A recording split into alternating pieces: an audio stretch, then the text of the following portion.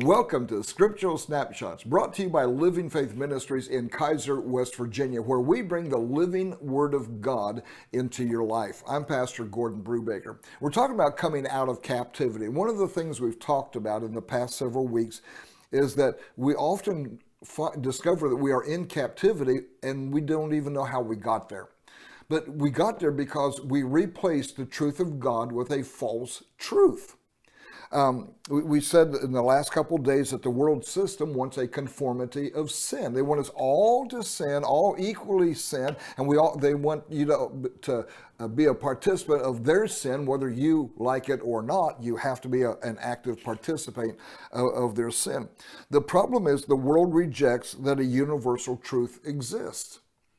Before I was 16 years old, in the church denomination that I belonged to at the time, they took me to a youth church conference. It was up in Ithaca, New York, as a matter of fact. And they introduced to us there the concept of relative truth. That all truth is relative. And because it uses a big word or a larger word that's not normally used, people go, wow, all truth is relative. Well, this is what it means. Relative truth is that whatever truth I choose is true.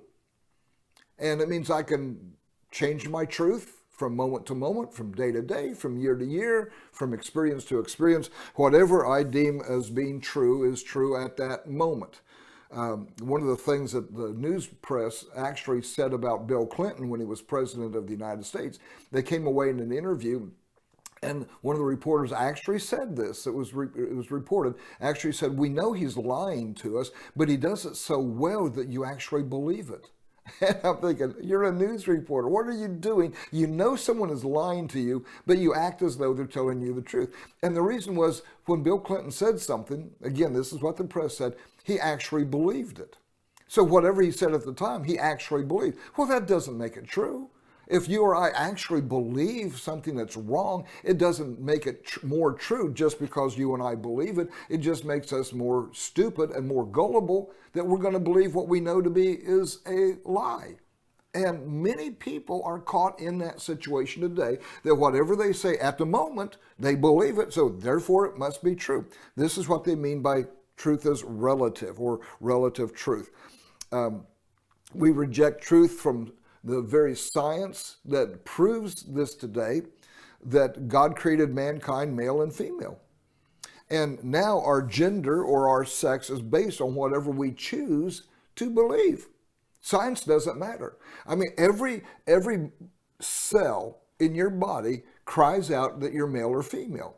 Your bone structure tells you if you're male or female.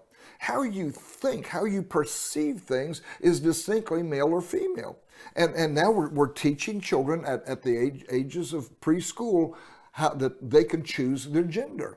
We have parents that are not putting a gender on their birth certificate because they say we're going to let the child decide when he grows up. Well, that just adds to confusion. See, if your sex is based on whatever you choose at the moment, and they're even telling kids in school, you can change it from day to day. I just found out the other day that some schools have what they call furries. So some teachers and some students believe they are a cat or a dog or an animal that is trapped in a human form. And they call them furries. And one teacher down in Georgia actually has a litter box in his classroom, and he uses it publicly so that the other kids can learn to not be offended by him going to the bathroom in a litter box. This is insanity. Well, but it's his truth. Well, his truth is a lie. His truth is false. He is not a cat. He's not a dog. He doesn't need a litter box. He needs a toilet, and he needs to do it in private to where children don't have to watch this.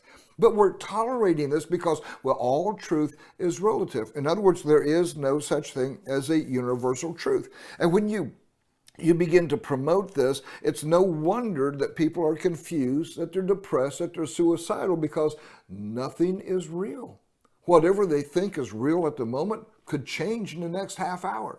And so their life has no foundation. It has no firm anchor. They have nothing on which they can believe on that is eternal, that will outlast them. And so they're confused. They get suicidal. They get depressed. And their life is an absolute mess. They have no confidence that anything they know is real. Now think about that. You have no confidence that you're really a boy or a girl. You have no confidence that you're a dog or a human. You have no confidence in any of these things at all that are pertinent to your development as a human being and your future. Because if you believe you can change at any moment, well, then your future is totally up in the air and you have nothing to say about it. And unfortunately, many church members have bought into this confusion and this dysphoria, and they call it, we're just being spiritual because all truth is relative. And I'm here to tell you, truth is not relative. Truth is fixed and it's permanent, and truth never changes. I'm Pastor Gordon Brubaker. God bless you.